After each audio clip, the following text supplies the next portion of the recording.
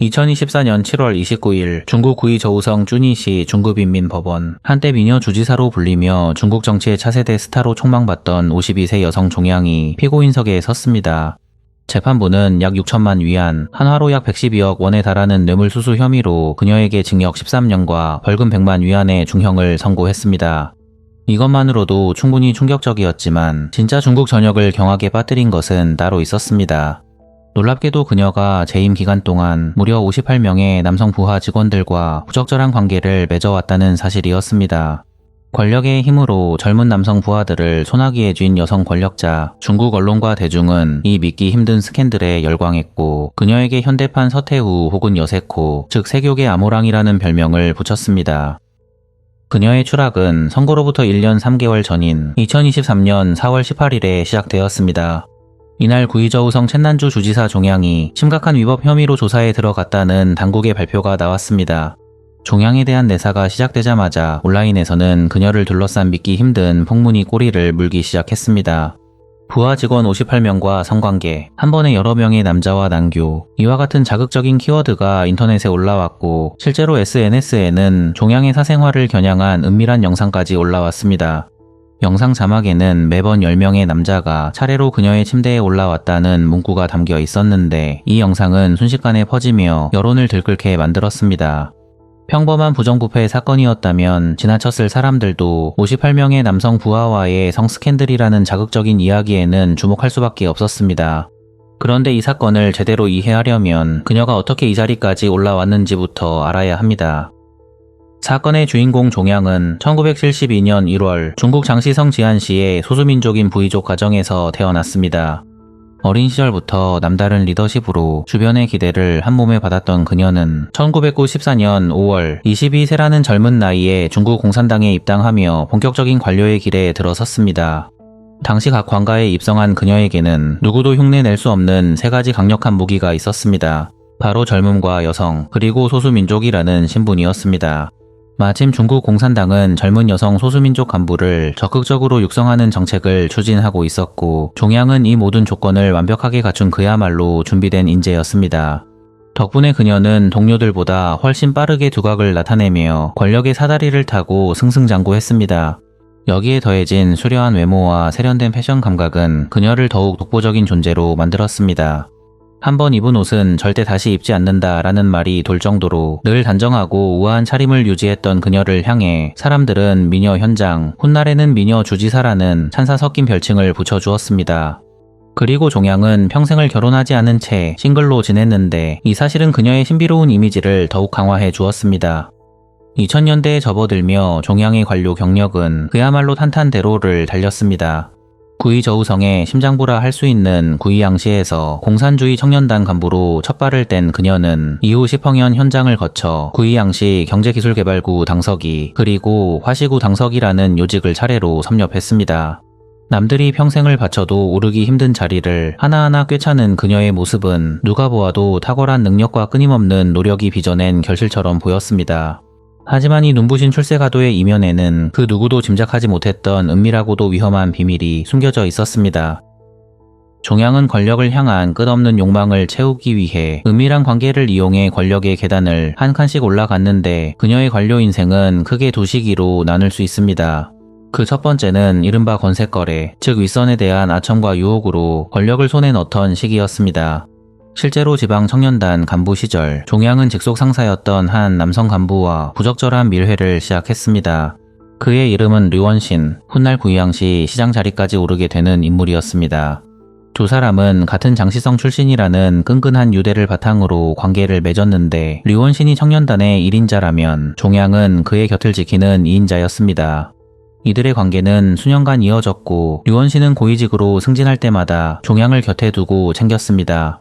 종양에게 그는 단순한 상사가 아니라 가장 든든한 후견인이자 권력의 정점으로 이끄는 사다리였습니다. 하지만 그녀의 배후에는 류원신만 있었던 것이 아닙니다.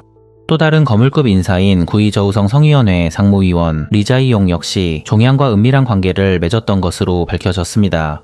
단추를 하나 더 풀면 풀수록 돌아오는 보답이 커졌다. 더 큰 나무에 기대고 싶었다. 이렇게 종양은 윗사람의 마음을 사로잡아 출세하는 법을 터득해 갔습니다.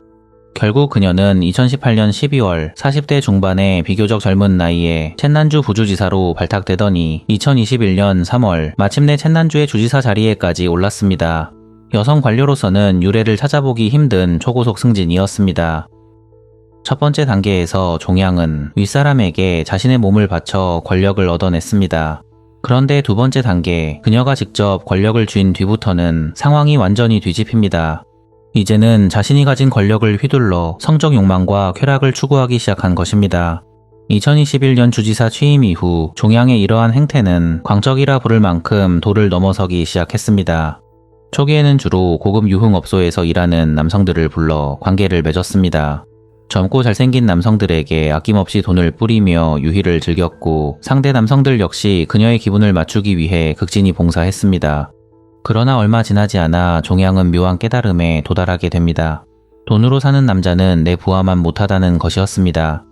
어차피 내 주변에는 젊고 건장한 남자 부하들이 널려 있는데 굳이 돈을 써가며 외부에서 찾을 필요가 있겠는가 라는 비뚤어진 욕망이 결국 그녀를 집어삼켰습니다. 이 깨달음 이후 종양은 돈으로 남성을 사들이던 방식에서 벗어나 자신의 권력으로 남성 부하들을 취하는 방식으로 노선을 전격 수정했습니다. 이때부터 종양은 주로 출장이나 야근 혹은 현장 조사와 같은 공무를 명분으로 내세워 젊은 남성 부하들을 불러냈습니다. 대상은 주로 20대 후반에서 30대 초반에 외모가 수려하고 체격이 건장한 남성 공무원들이었습니다. 그녀의 수법은 매우 교묘하면서도 치밀했습니다. 마음에 드는 부하에게는 은밀한 암시를 흘려 반응을 살폈고 때로는 주지사라는 직위를 이용해 대놓고 특정인을 지목해 호출하기도 했습니다. 심야에 갑작스러운 야근을 지시하거나 단둘이만 떠나는 지방 출장 일정을 잡는 식으로 점찍 어둔 남성과 자신만이 남겨지는 밀실을 의도적으로 만들어냈습니다. 현지 보도에 따르면 이런 식으로 종양과 부적절한 관계를 맺거나 장기간 불륜 관계를 유지한 남성 부하는 확인된 인원만 무려 58명에 달했습니다. 그런데 현지에서 흘러나온 폭로는 여기서 끝이 아니었습니다. 소문에 따르면 종양은 한 번에 무려 10명에 가까운 남성을 한꺼번에 불러들였다고 합니다. 단순히 여러 명과 만남을 가졌다는 수준을 넘어 아예 남자들을 한자리에 모아두고 단체로 부적절한 관계를 맺었다는 것이었습니다. 무엇보다 기가 막힌 점은 그 자리에 모인 남성들이 마치 줄을 서듯 자기 차례를 기다려야 했다는 사실입니다. 방 안에서 한 남성이 그녀를 상대하고 있을 때 나머지 남자들은 밖에서 자기 순번이 오기만을 초조하게 기다리고 있었습니다. 실제로 당시 한 영상 플랫폼에는 그녀의 사생활을 적나라하게 폭로하는 영상이 떠돌기도 했는데 자막에는 매번 10명의 남자가 차례로 그녀의 침대에 올랐다는 문구가 선명하게 적혀 있어 중국 전역을 충격에 빠뜨렸습니다. 이런 소문들을 뒷받침하듯 조사 과정에서 드러난 정황들도 처참했습니다. 놀랍게도 그녀의 집과 사무실은 물론이고 매일같이 타고 다니던 공무용 차량과 손가방 안에서도 남성용 피임 기구가 산더미처럼 발견되었습니다. 심지어 관가 내부에서는 잠자리를 많이 할수록 관직은 더 높아진다는 말이 그녀의 인생 철학이었다는 소문까지 돌 정도였습니다. 당시 종양과 잠자리한 부하 남성들은 크게 세 부류로 나뉘었습니다. 먼저 자신의 출세와 이익을 위해 기꺼이 몸을 던진 이들이 있었습니다. 이들은 종양의 은밀한 제안을 오히려 기회로 여겼고 그녀의 환심을 사기 위해 자발적으로 남첩이 되기를 자처했습니다.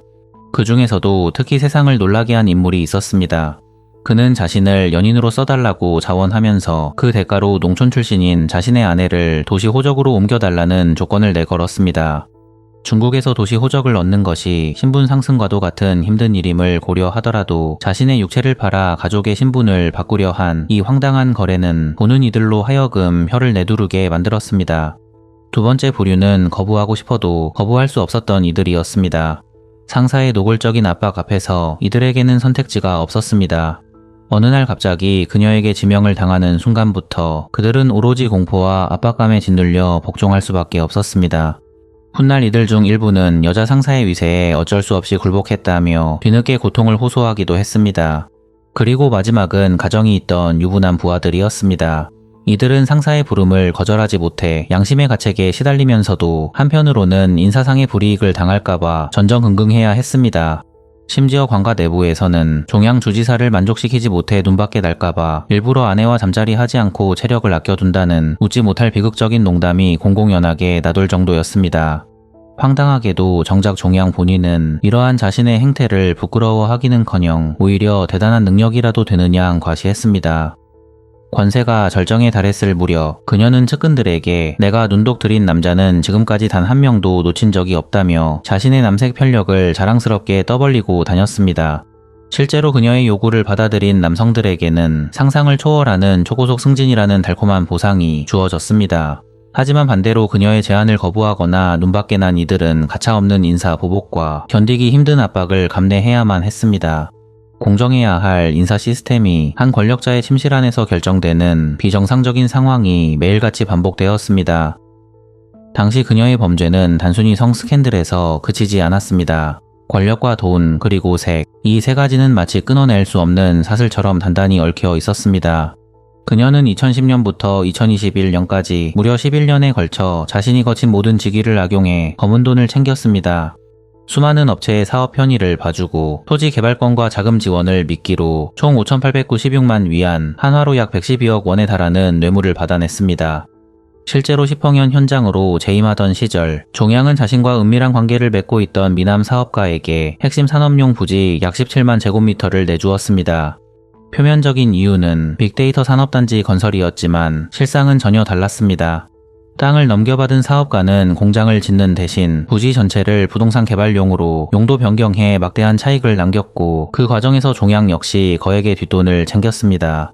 이뿐만이 아니었습니다. 구이항시 경제개발구 당서기 시절에는 자신의 후견인이었던 류원신이 소개해준 잘생긴 사업가에게 토지 양도 조건을 마음대로 바꿔주기도 했습니다.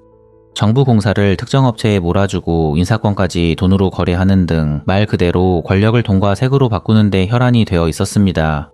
현지 언론은 이런 종양의 행각을 두고 권력과 돈과 색이 삼위일체가 된 탐욕의 결정체라며 이 중 어느 하나라도 빠지면 만족하지 못했을 인물이라고 신랄하게 비판했습니다. 그야말로 권력에 취하고 욕망에 눈먼 삶이었습니다. 하지만 겉보기에 완벽해 보이던 종양의 이중 생활에 점점 균열이 생기기 시작했습니다. 그녀를 지탱해주던 공범자들이 하나둘씩 무너져 내린 것입니다. 가장 먼저 2022년 10월 그녀의 첫 번째 후견인이자 구이항시 시장을 지낸 류원신이 부패 혐의로 체포되었습니다. 조사 과정에서 그가 종양과의 부적절한 관계를 자백했을 것이라는 소문이 파다하게 퍼졌습니다. 실제로 그의 처벌 공고문에는 장기간 타인과 부적절한 성관계를 가졌다는 대목이 있었는데 그 타인 중 한 명이 바로 종양이었다는 사실이 정설로 받아들여지고 있습니다. 이어 2023년 1월에는 종양의 최측근이자 한때 연인 관계로 알려졌던 40대 남성 부주지사마저 뇌물수수 혐의로 수사망에 걸려들었습니다. 그는 종양과 같은 소수민족 출신으로 그녀가 주지사가 될 때 함께 발탁된 그야말로 종양의 사람이었습니다. 흥미로운 점은 그가 종양에 눈밖에 난 지 불과 3개월 만에 조사가 시작되었다는 사실입니다. 한때는 종양의 비호를 받으며 온갖 비리를 함께 저질렀지만 관계가 틀어지자마자 그를 지켜주던 방어막이 사라져 버린 겁니다. 하지만 이것은 종양의 힘이 강하다는 증거가 아니었습니다. 오히려 그녀를 지탱하던 핵심 공범이 무너지면서 종양의 은밀한 치부들이 수사기관에 가감없이 흘러 들어가는 결정적인 계기가 되었습니다. 여기에 결정타가 더해집니다. 2023년 3월 그녀의 뒤를 봐주던 가장 강력한 후원자이자 정계의 거물이었던 리자이 용마저 당국의 조사를 받기 시작한 겁니다. 이렇게 종양을 지켜주던 든든한 울타리는 모두 사라졌습니다. 주변 인물들이 차례로 수갑을 차는 동안 수사망의 끝은 이제 단 한 곳, 종양 본인만을 정조준하고 있었습니다. 그녀의 몰락은 이제 피할 수 없는 현실이 되었습니다. 2023년 4월 18일 마침내 영원할 것만 같던 그녀의 권력에 마침표를 찍는 날이 찾아왔습니다. 그동안 수많은 정황 증거를 수집하며 기회를 엿보던 구의저우성 기율감찰위원회가 종양을 향해 본격적인 칼날을 뽑아든 것입니다.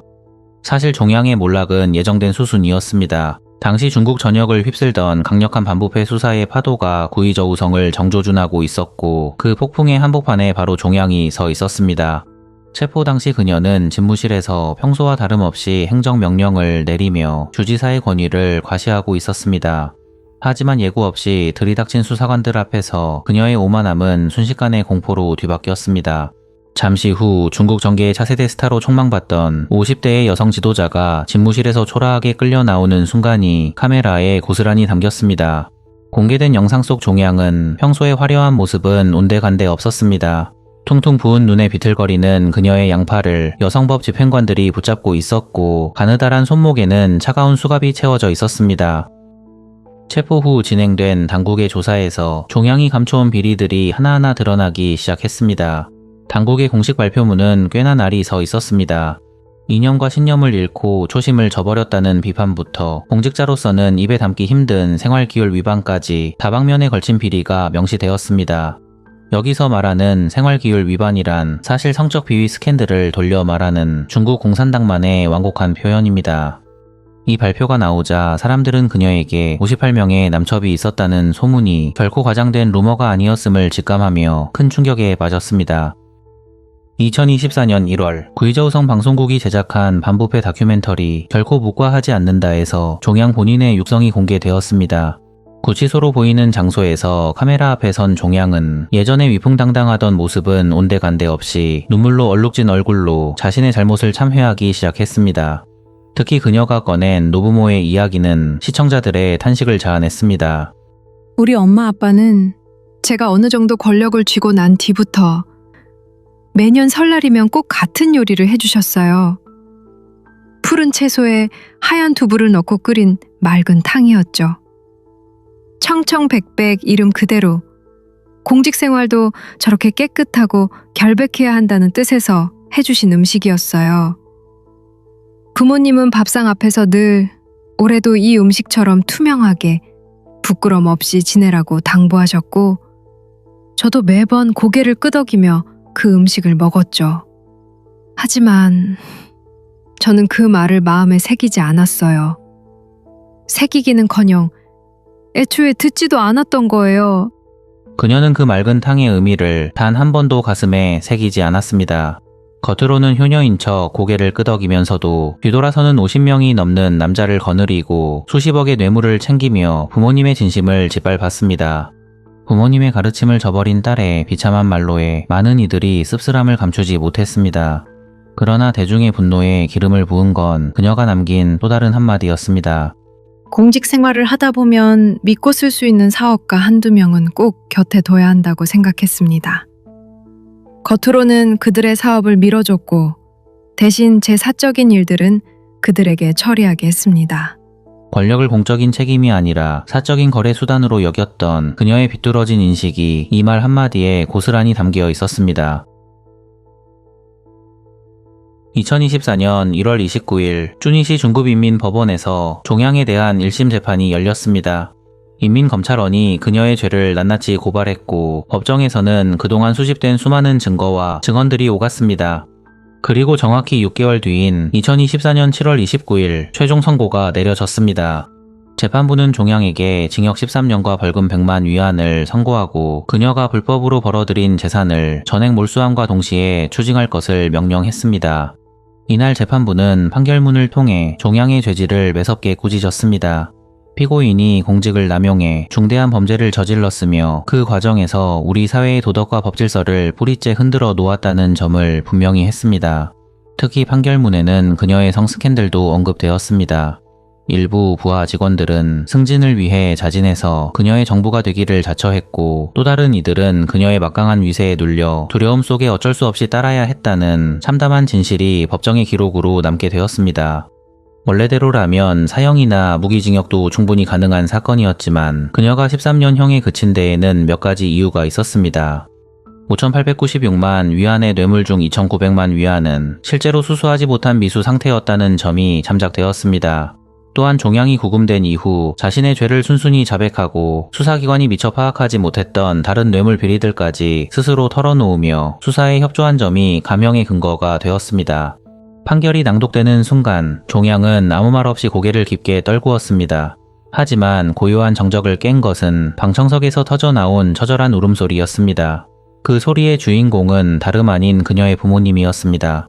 노부모는 오열 끝에 끝내 몸을 가누지 못했고 결국 주변 사람들에게 부축을 받으며 법정을 빠져나가야 했습니다. 자식만큼은 청렴하고 깨끗하게 살기를 바라며 매년 맑은 탕을 끓여주었던 부모님에게 이날 법정에서 드러난 딸의 추악한 이면은 그 어떤 형벌보다 잔인한 고통이었을 것입니다. 종양은 항소를 포기했습니다. 그녀는 죗값을 달게 받겠다며 교도소에서 반성의 시간을 갖고 싶다는 입장을 밝혔습니다. 2024년 9월 1일 판결이 내려지고 2달이 지나서야 그녀의 당적과 공직을 동시에 박탈하는 이른바 쌍계 조치가 공식 발표되었습니다. 그녀의 처분 소식이 전해지자 중국 인터넷은 다시 한번 들끓었습니다. 중국 네티즌들의 반응은 엇갈렸습니다. 권력 앞에 줄을 선 남자들, 현대판 후궁을 거느린 여제라는 조롱이 쏟아졌습니다. 하지만 일각에서는 서글픈 비아냥도 흘러나왔습니다. 고작 58명인가 남자 관리들에 비하면 오히려 적은 편이다. 이런 반응이 나온 데에는 그만한 이유가 있었습니다. 그간 적발된 남성 부패 관리들 중에는 이른바 정부라 불리는 여성을 수백 명씩 거느린 사례가 허다했기 때문입니다. 실제로 한 고위 관리는 400여 명의 여성과 관계를 맺고 후궁 명단까지 만들어 관리했다는 기록이 있을 정도입니다. 58명 정도면 오히려 적은 것 아니냐는 비아냥이 나온 것은 그만큼 중국 관료 사회에 부패가 뿌리 깊다는 반증이기도 했습니다. 그런데 이 사건에서 정작 소름 끼치는 대목은 따로 있었습니다. 종양의 몰락은 개인의 일탈을 넘어 그 지역 시스템 자체가 통째로 붕괴해 있었다는 사실이었습니다. 종양이 주지사로 재임했던 구이저우성 첸난주, 이 지역의 역대 주지사 행적을 살펴보니 믿기 힘든 사실이 드러났습니다. 2007년부터 2025년까지 첸난주에서 주지사를 지낸 5명이 연달아 부패 혐의로 낙마한 것입니다. 여기에 징역 11년을 선고받은 류화룽 상무부주장, 샤오파진 부비서장 등 고위 지도부 전원이 부패 사슬로 얽혀 있었습니다. 특정 개인의 타락이 아니라 지역 전체가 부패의 늪에 침몰해 있었던 것입니다. 첸난주 주지사 자리는 누가 앉더라도 썩을 수밖에 없는 저주받은 권력의 자리였음이 드러났습니다. 한때 인민일보가 선정한 청년모범 간부로 칭송받았던 종양, 그녀는 옥중에서 자필 참회문을 통해 자신의 이중성을 낱낱이 고백했습니다. 청렴하게 살라던 부모님의 가르침을 잊고 권력을 제멋대로 휘두르며 온갖 부끄러운 짓을 저질렀습니다. 국민과 부모님 앞에 영원히 속죄하며 살겠습니다. 그녀는 참회문의 마지막을 이렇게 적었습니다. 내 것이 아닌 것을 억지로 탐한다면 결국 돌아오는 것은 뼈가 가루가 되는 파멸뿐이다. 교도소로 이송되던 날 수많은 카메라 플래시가 터졌지만 종양은 고개를 깊이 숙인 채 침묵했습니다. 한때 내가 찍은 남자는 절대 빠져나갈 수 없다고 호언장담했던 권력자의 위세는 온데간데 없었습니다. 스스로를 밤하늘의 별처럼 빛나는 정치 스타라고 믿었던 야심가 종양. 그러나 이제 그녀에게 남은 것은 손목을 조이는 수갑과 영원히 지워지지 않을 부패와 세욕의 낙인뿐이었습니다. 종양의 비극적인 몰락은 현대 중국 사회에 탐욕으로 쌓아 올린 권력은 결국 모래성처럼 무너진다는 서늘한 교훈을 남기며 막을 내렸습니다.